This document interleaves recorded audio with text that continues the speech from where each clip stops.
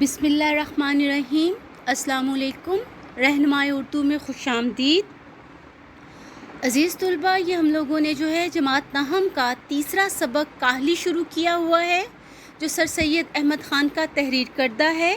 اس سے پہلے ہم لوگ جو ہے پیراگراف نمبر 1 اور 2 کی تشریح مکمل کر چکے ہیں۔ جو ہے ان کی تشریح کا لنک جو ہے وہ ڈسکرپشن میں موجود ہے۔ جس نے ابھی تک وہ ویڈیو نہیں دیکھی وہ ڈسکرپشن سے وہ لنک لے کر ویڈیو دیکھ سکتا ہے۔ آتے ہیں ہم لوگ اپنے تیسرے پیراگراف کی طرف۔ یہ بھی نہایت اہم پیراگراف ہے، یہ بورڈ میں بہت دفعہ آیا ہوا ہے۔ یہ سبق سوال و جواب کی صورت، خلاصے اور جو ہے وہ پیراگراف کے لحاظ سے نہایت ہی اہم ہے۔ ٹھیک ہے، ہم آج کے سبق کی پڑھائی شروع کرتے ہیں۔ یہ سچ ہے، سچ حقیقت ہے کہ لوگ پڑھتے ہیں اور پڑھنے میں ترقی بھی کرتے ہیں۔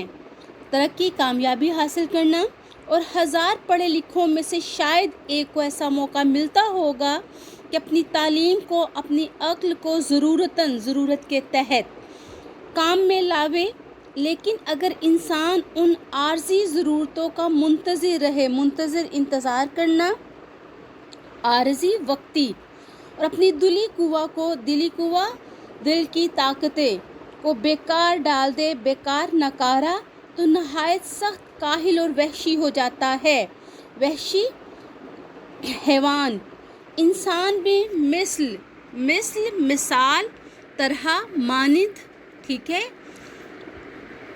اور حیوانوں کے ایک حیوان ہے، جبکہ اس کے دلی قوہ کی تحریک، حرکت سست، آہستہ ہو جاتی ہے اور کام میں نہیں لائی جاتی تو اپنی حیوانی خصلت میں پڑ جاتا ہے، خصلت عادت، اور جسمانی باتوں میں مشغول ہو جاتا ہے، مصروف، اور انسانی صفت خوبی کو کھو کر پورا حیوان بن جاتا ہے، حیوان، جانور۔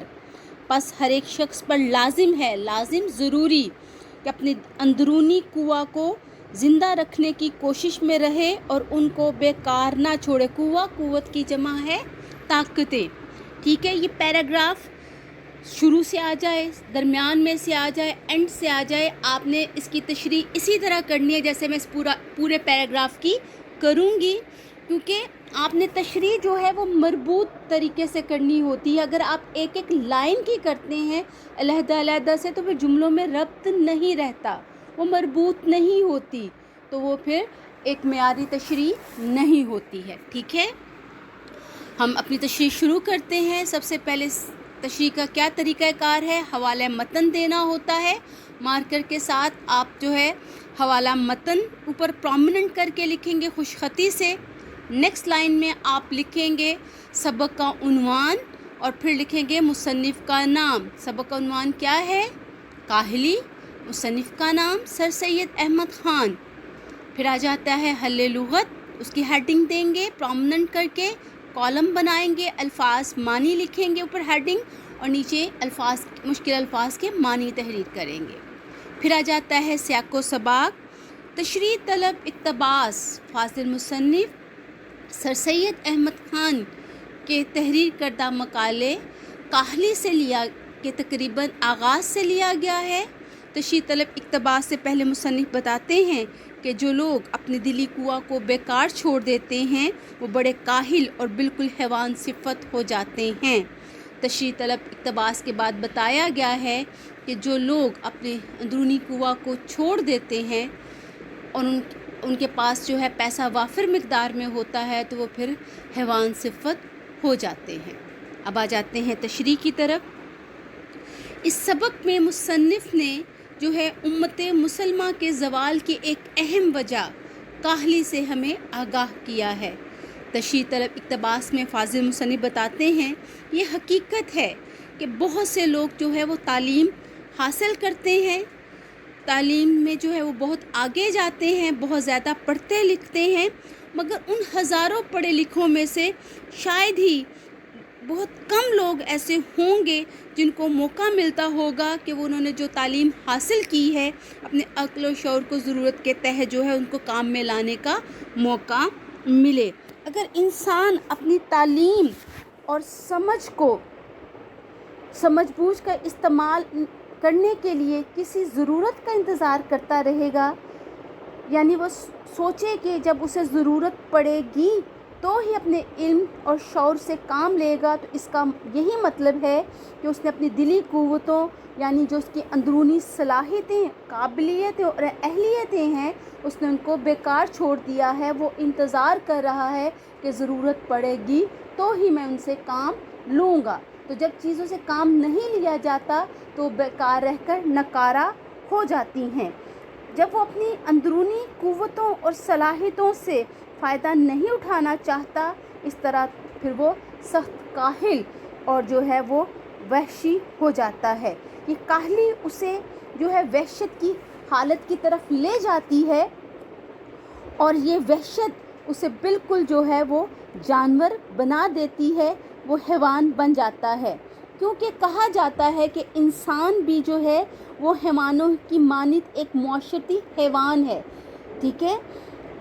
जब वो अपनी अंदरूनी सलाहियतों, काबिलियतों, अहलियतों यानी कि दिल की क़ुव्वतों से भरपूर फ़ायदा हासिल नहीं करता, उनसे काम नहीं लेता, तो फिर इन क़ुव्वतों की तहरीक जो है वो सुस्त हो जाती है। आहिस्ता आहिस्ता वो जो है इस्तेमाल में जब नहीं लाई जाती तो वो नकारा और बेकार हो जाती है। जब इंसान अपनी ज़ाती सिफ़ात और ख़ूबियों को बेकार छोड़ देता है तो फिर उन सिफ़ात की जगह जो है वो हैवानी खसलतों में पड़ जाता है, अशरफुल मखलूक़ात के दर्जे से नीचे गिर जाता है। इंसानी खूबी को खोकर एक इंसान पूरे का पूरा जो है हैवान बन जाता है, यानी उसकी ज़िंदगी से मकसदियत का ख़ात्मा हो जाता है। जब इंसान की ज़िंदगी में किसी तरह का कोई मकसद बाकी नहीं रहता तो फिर उसमें और जानवरों में कोई फ़र्क नहीं होता, वो बिल्कुल एक जानवरों की सी, हैवानों की सी ज़िंदगी गुजारता है। इसलिए हर शख्स पर ज़रूरी है, उसके लिए ये लाज़मी है कि वो अल्लाह ताला ने उसे जिन सलाहियतों, खूबियों और अंदरूनी ताकतों से नवाजा है वो उनको पहचाने, उनसे काम ले और उनको बेकार और नकारा ना छोड़े, ताकि वो एक बामकसद और कामयाब ज़िंदगी गुजारे और सही मानों में अशरफुल मखलूक़ात के दर्जे पर फायज़ रहे। ठीक है, ये था इस पैराग्राफ की तशरीह। ये बहुत ही अहम पैराग्राफ है। आप वीडियो को बार बार जो है वो गौर से देखें, सुनें, जुमलों को ज़हन नशीन कीजिए, फिर पैराग्राफ की रीडिंग करें खुद से। 2 से 3 दफ़ा पैराग्राफ को जो है वो पढ़ें, पढ़ के जो है जुमलों में रब्त पैदा करें, अपने ज़हन में जो है वो तरतीब दीजिए जुमलों को आसान लफ्ज़ों में, और फिर जो है वो उनकी तशरीह कीजिए। अगर आप एक एक लाइन की उसे आसान लफ्ज़ों में लिखते चले जाएंगे वो सलीस कहलाएगी। तो सलीस नहीं, तशरीह मांगी जाती है, और तशरीह का मतलब होता है बात को खोलकर बयान करना। ठीक है, अगर आप आसान लफ्ज़ों में पैराग्राफ को राइट कर देते हैं तो आपको नंबर नहीं मिलते हैं, क्योंकि वो आपने पैराग्राफ की सलीस की है, तशरीह नहीं की है। ठीक है, रहनुमाए उर्दू के साथ जुड़े रहिए, कामयाबियाँ समेटिए। अल्लाह हाफ़िज़।